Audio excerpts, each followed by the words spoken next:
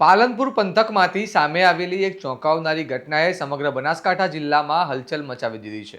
ધોરણ 11માં અભ્યાસ કરતી એક સગીરાને શાળામાંથી રજા લેવડાવી પોતાની ગાડીમાં બેસાડી ફેક્ટરી વિસ્તારમાં લઈ જઈ તેની મરજી વિરુદ્ધ દુષ્કર્મ કર્યાની ફરિયાદ નોંધાતા પોલીસ તંત્ર એક્શનમાં આવ્યું છે.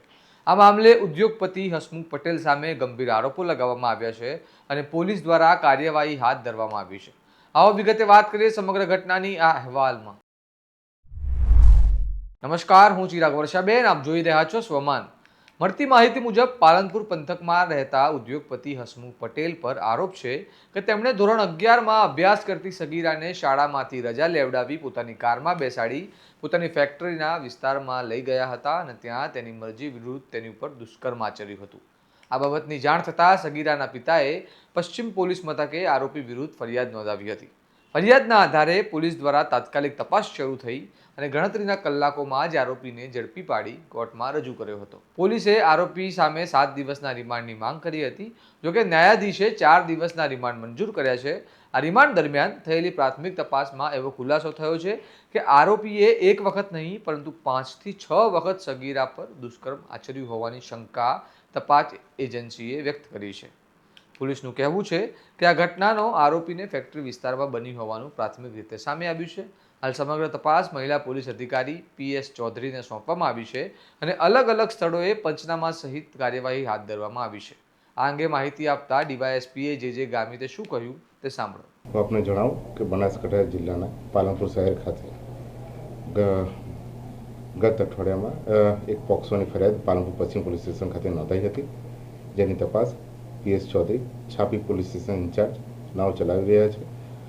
આ આખી ફરિયાદમાં જે પોક્સો વખત જે ફરિયાદ છે એમાં આપણે જણાવું કે જે સગીરવયની દીકરી જે છે એ સગીરવયની દીકરીને પોતાના મા બાપના કાયદેસરના વાલીપણામાંથી ફોસલાવીને લોભ લાલચ આપીને જે આ કામના મુખ્ય આરોપી હસમુખભાઈ ઉર્ફ બક્કાભાઈ હરગોનભાઈ પટેલ, જેઓ 20 ટ્રાન્સફોર્મરના રિપેરિંગનો સરકારી કોન્ટ્રાક્ટ સાથે જોડાયેલા હોય, તેમને આ દીકરીને લોભ લાલચ આપીને એના વાલીપણામાંથી અપહરણ કરીને આરોપી પોતાની ચંડીસર મુકામે આવેલી ફેક્ટરીમાં લઈ જઈ અવારનવાર તેની સાથે દુષ્કર્મ કર્યું હોય તે બાબત આ તપાસમાં જણાઈ આવેલી છે. આ બાબતે આ આરોપીના વિરુદ્ધમાં ગુનો દાખલ કરીને ગણતરીના કલાકોમાં આમાં બનાસકાંઠા પોલીસે ખૂબ સંવેદનશીલતા દાખવતા ફરિયાદ દાખલ થઈ અને એના ગણતરીના કલાકોમાં આરોપીને અલગ અલગ ટીમો જે બનાવી, જેમાં માન્ય જિલ્લા પોલીસ વડા શ્રી પ્રશાંત સુબે સાહેબના માર્ગદર્શન હેઠળ અલગ અલગ જે ટીમો બનાવી એના આધારે રાજસ્થાનથી આરોપીને ઝડપી લેવામાં આવ્યો હતો અને એની ધરપકડ કરીને હાલમાં તેની તપાસ છાપી police station incharge PS Chaudhary ચલાવી રહ્યા છે અને હાલમાં આરોપીને કોર્ટમાં રજૂ કરીને એના રિમાન્ડ પણ લેવામાં આવ્યા છે અને રિમાન્ડ દરમિયાન હજુમાં વધુ તપાસ કરી રહ્યા છે. આમાં જે આઈઓ જે છે અમારા PS ચૌધરી એ અલગ અલગ જગ્યાએ બનાવ બન્યો છે અને જે જગ્યા જે પણ ગુનાને તપાસ લગત જે સ્થળોની વિઝિટ એમણે કરી છે એ તમામનું પંચનામું પણ અત્યારે હાલ કરી રહ્યા છે.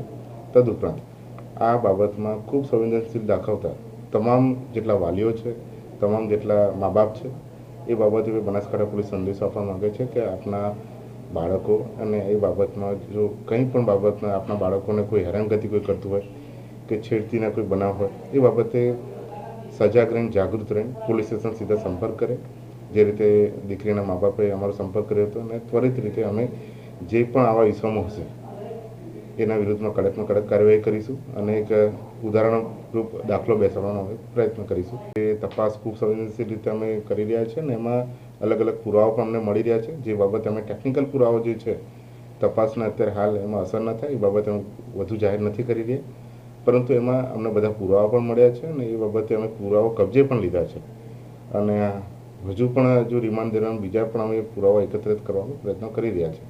પણ આપણે જણાવી દઈએ કે આમાં ઝડપથી કન્વિક્શન આવે અને એક ઉદાહરણરૂપ દાખલો બેસે એ માટે બનાસકાંઠા પોલીસ કાર્યરત છે.